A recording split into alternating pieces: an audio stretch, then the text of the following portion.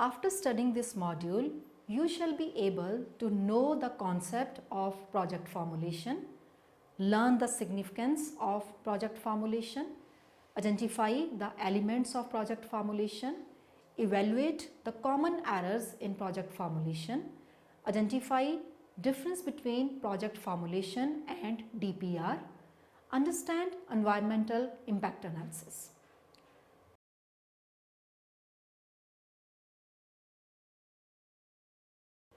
The entrepreneur faces number of problems while establishing a new project.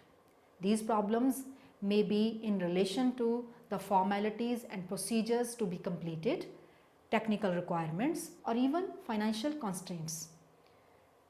There is a need to set the boundaries or the limit of the work intended to be performed under the proposed project. In fact, the project is required to be given the precise meaning. It definitely prevents the confusion, conflict, or duplication of various aspects related with the project. The very first stage in life cycle of project is project formulation. This module discusses the need, significance, and elements of project formulation. Nowadays, the impact on environment needs to be analyzed compulsorily. The environment impact analysis has also been included in this module. Now, let us first understand the concept of project formulation. Project formulation is a step-by-step investigation and development of the project where each step is for further development of project idea. It is a control mechanism which provides for restricting expenditure on project development. So it enables to control the expenditure, and if at any step there are signs of anything going wrong, or if weakness is observed in the project at any stage of investigation, the project may even be called off. Project formulation is the systematic development of a project idea for the eventual objective of arriving at an investment decision. It has the built-in mechanism of ringing the danger bell at the earliest possible stage of resource utilization. Coming to the need for project formulation. In the process of establishment of a new project, number of problems is faced by the entrepreneur. The resources are scarce and alternative uses are available for these. That is why step-by-step investigation and development of a project idea are required. Following are some of the problems that make the entrepreneur to undergo a lot of harassment, frustration, and disappointment. But a project formulation exercise undertaken at right time in a right manner mitigates the rigorousness as well as the magnitude of these problems. The following are some of these key issues due to which the need for project formulation becomes inevitable. The first one is selection of appropriate technology. The project necessarily requires technology to be adopted. The entrepreneur faces great difficulty in the selection of appropriate technology for the project. The problem may be in relation with development of new technology or selection of suitable and adequate technology out of technologies available. In highly industrialized economies, modern technologies have been developed, but these may not be suitable for small and medium projects or in case of developing economies. There may be a case that good technology is available, but resources are not adequate enough. Another problem may be the requirement of skilled manpower. This clearly indicates that the project needs to be thoroughly examined as regards these factors. It is not possible without project formulation.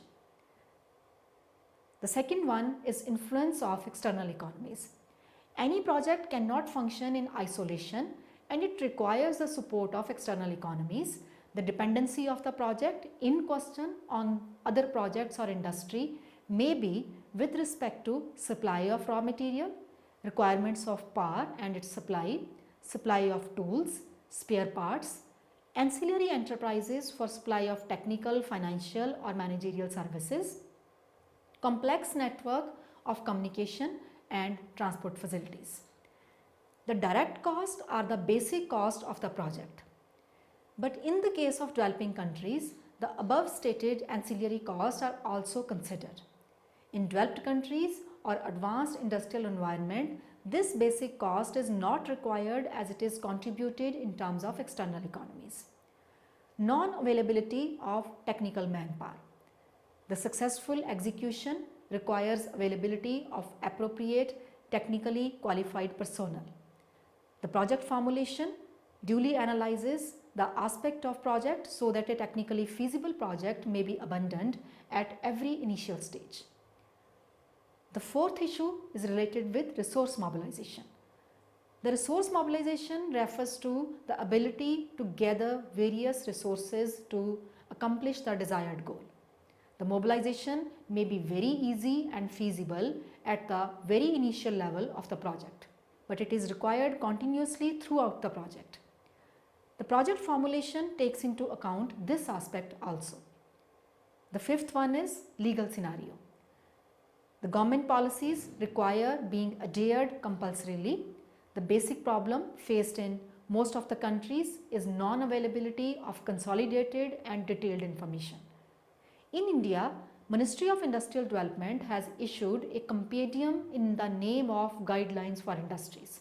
This compendium covers the following aspects. These are industrial policy, licensing policy and procedures, if any, guidelines for foreign collaboration, import and export control orders, present status of capacities, and the possibility of further development. Now let us come to the significance of project formulation. The huge projects require assistance from the financial institutions. The funding becomes hassle-free in case of well-formulated projects. The most viable way of selling a project idea to financing agency requires allocation of resource constraints to various projects with due consideration of relative importance and viability. It can be made possible in an effective manner through project formulation. The project report prepared after due project formulation will be of great assistance. Elements of project formulation. In order to take the most effective project decision, project formulation is required. This exercise of project formulation usually contains the following elements. These are the feasibility analysis, techno-economic analysis, project design and network analysis, input analysis, financial analysis, social cost benefit analysis, and project appraisal. Coming to the feasibility analysis. Feasibility analysis is a process undertaken to determine whether the project idea is worth proceeding with or not. It evaluates the future of the project idea within the limitations imposed by the environment upon it and also the constraints of the implementing body. Generally, the outcome of the study can give a positive result under which the decision to proceed with the project is taken, otherwise the project can be abandoned. Sometimes the data is not sufficient to arrive at any decision, and in that case further information is collected till a decision can be reached. The feasibility analysis consists of 3 stages. These are pre-feasibility study, feasibility study and project report. It has been discussed in detail in the module on feasibility studies. Techno-economic analysis. It is concerned with finding out the demand potential of the project and the right technology required attaining the objective of the project. It is important to analyze whether the economy will absorb the output. The technology would mean the project design, the methodology and the process required. Thus, it is to be understood in a broader sense. This analysis consists of 2 important segments. The first segment is related with ascertainment of maximum project output, whereas the purpose of second segment is the selection of optimal strategy to achieve the output. Project design and network analysis. It is related with the flow of various individual activities and their interrelationship in order to complete the project. It identifies activities which can be started and also the activities which can be taken up simultaneously. It is generally depicted in the form of a network diagram. Coming to the input analysis. After all the analysis, the next step is to find out all the resources that are required to complete the project. These resources form the input of the project. It also identifies all the different phases where the resources are required. Financial analysis. The estimates about the financial cost of the project and the revenue generated by it so as to determine whether it will be profitable to undertake the project or not is termed as financial analysis. Following norms are adopted by financial institutions in the examination of financial feasibility of the project. These are: cost estimates of the project are to be examined whether such costs are realistic and escalation is taken into account. Number 2, time and cost overruns should be considered. Number 3, sources of finance, that is debt equity ratio, financing of fixed assets, financing of working capital, promoters contribution towards share capital, etc. Debt equity ratio of 2:1 should be maintained. Number 4, financial viability, that is profitability, sensitivity analysis, cash flows are to be examined thoroughly. Number 5, IRR should be worked out. Number 6, interest coverage ratio should be calculated. Number 7, the level at which the project is likely to break even is also examined. Number 8, loan repayment schedule is drawn up as per financial projections. Repayment should be made out of internal resources. Number 9, in case of existing company, the impact of new project on the level of production, net earnings, borrowings, costs, etc. is to be seen. Number 10, unsecured loans from promoters are allowed only in restricted circumstances and with the condition that they should not withdraw the amount without permission of the financial institutions. Then coming to social cost benefit analysis. The concept of social cost benefit analysis, or SCBA, has been introduced by the French economist Jules Dupuit. Social cost benefit analysis is a systematic evaluation technique for long-term decision making in the capital project appraisals. It is an analytical tool in decision making which enables a systematic comparison to be made between the social cost and related social benefits, with due emphasis on technical and other feasibility studies, but focusing more on social impact. In the context of planned economies, the social cost benefit analysis aids in evaluating individual projects within the planning framework.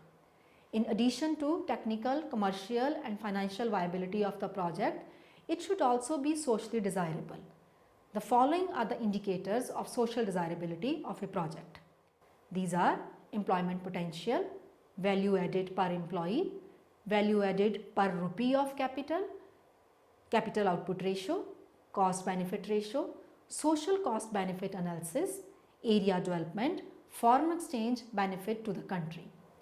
It must be emphasized that there can be no definite principle which can be universally applied to convert commercial cost and benefits into social cost and benefits. However, the following two principal approaches are suggested for SCBA. It deals with the estimation of social cost and social benefits. This analysis is undertaken to ascertain the impact of the project on the society as a whole. Greater emphasis is laid on social objectives in this analysis with lesser profit motive. The projects aimed at the development of the society will give secondary importance to the profitability of the project, keeping in view the social objectives as primary. The first one is UNIDO approach. This approach focuses on consumption as well as final goal of all investments, and therefore the benefit and cost relating to a project are determined in terms of impact on consumption. Then there is Little Mirrlees approach. The Little Mirrlees approach determines the benefits and cost of projects in terms of investment. The social cost and benefits are measured in terms of international prices. Apart from above, some financial institutions like IDBI, IFCI and ICICI are following simplified versions of LM approach, that is economic rate of return, effective rate of protection and domestic resource test. All these approaches have been discussed in detail in subsequent modules. Coming to the project appraisal. The term project appraisal refers to the process of assessing whether to proceed with the project or not in a systematic manner. It is related with calculating the feasibility and viability of the project. While appraising a project, economic, technical, marketing and financial feasibility is generally checked. A feasibility report is then prepared based on which the decision is taken whether to proceed with the project or not. The type of appraisal can be technical, commercial, financial, economic or management. Now let us discuss about project formulation versus detailed project report. The project formulation is totally different from detailed project report. The difference lies in the basic purpose and the timings of the preparation of the two documents. The following are the major points of differences between the two. Pre and post investment decision. Project formulation is an investing process and is undertaken to find out and to present relevant facts before taking the decision. Project formulation enables the decision maker to take decision to accept or reject the project. For the same purposes, the PF examines the project idea from the standpoint of the objectives, social impacts and financial and technical viability. The detailed project report, on the other hand, is post-investment decision. It involves the preparation of detailed specifications and design, engineering drawings, site investigation, foundations design and process design, as well as the time schedules for project implementation. Purpose. Project formulation forms the basis on which the decision of investment is to be taken. It is considered that PIR or the pre-investment report. On the other hand, detailed project report, that is DPR, is a detailed work plan for the implementation of the project. Contents. The elements of the project formulation are feasibility analysis, techno-economic analysis, project design and network analysis, input analysis, financial analysis, social cost benefit analysis and project appraisal. Whereas the contents of DPR include general information, promoters details, marketing and selling arrangements, technical arrangements, environmental aspects, schedule of implementation, etc. Thus, project formulation always precedes detailed project report. Now let us discuss about the steps in appraisal process adopted by Planning Commission. The Planning Commission, now the Niti Aayog, follows specific approach for project appraisal. In this regard, the project appraisal passes through following three stages. The first one is project formulation, the second is feasibility study, and the third is detailed project report or DPR. The investment proposals in the first two stages are handled by Public Investment Board in order to arrive at a decision. The examination and clearance of detailed project report are referred by financial advisors in consultation with concerned administrative ministries. It may result into revision in cost estimates. Due to this revision, the difference arises as regards the amounts approved at the stage of investment decision by PIB. It is important to note that if the revised cost estimates exceeds by more than 20% of the amount approved, then the matter is again referred to the board. Stage 1. First of all, the priority and position of the investment proposal in the context of 5-year or annual plan is considered at preliminary and board level. The smooth functioning of this process requires close association of administrative machinery with the Planning Commission, because formulation stage should necessarily be considered before the preparation of plans. If foreign exchange implications of the project are serious, then the Department of Economic Affairs is also consulted. Thereafter, a feasibility report is prepared considering the views of concerned agencies, Administrative Ministry, Public Investment Board, Plan Finance of Planning Commission, Project Approval Wing of Planning Commission. The feasibility report is prepared if the board directs so. Stage 2. This stage is concerned with feasibility study. In the first stage, feasibility report is prepared on direction of Public Investment Board. The Administrative Ministry marks comments on the feasibility report prepared under stage 1. The multiple copies of the report are made and these are sent to the concerned financial advisor in the department concerned. The financial advisor forwards these copies to feasibility report to the following departments, which are Plan Finance and Project Appraisal Wing in Department of Expenditure, Bureau of Public Enterprises, Department of Economic Affairs, Planning Commission, any other agency deemed necessary.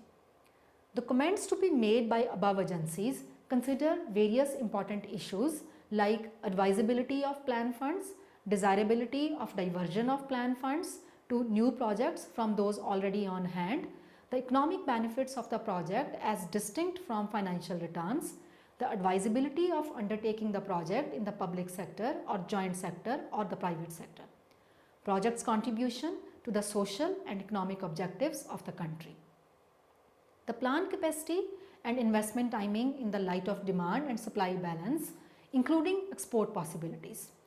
Crucial assumptions in the feasibility report which are likely to affect the performance of the commissioned project in relation to the claims made thereon in the feasibility report. Stage 3. The comments are received by financial advisor from all concerned department as listed above. A report is also prepared by the financial advisor incorporating these comments. This report is forwarded to the Plan Finance and Project Approval Wing, that is PFAP, in the Department of Expenditure. The PFAP prepares a final report after due consideration of essential points and notes obtained from different agencies. The final report is to be examined by PIB as regards the financial and economic characteristics of proposed investment. The final decision is taken by the board. The board may decide to go ahead with the proposed investment or to drop it or to modify it. Now let us discuss environmental impact analysis, that is development in project formulation. Coming to the history of EIA. The growing environmental awareness in 1960 leads to evolvement of EIA. In order to have more objective decision making, the EIA included technical evaluation. If we consider the case of United States, then the formal status was given to EIA in 1969 and a new act was enacted as National Environmental Policy Act. The concept of EIA. In respect of any project, policy, plan or program, then impact on environment may be positive or negative. The decision to continue or to go further with the proposed action depends upon it.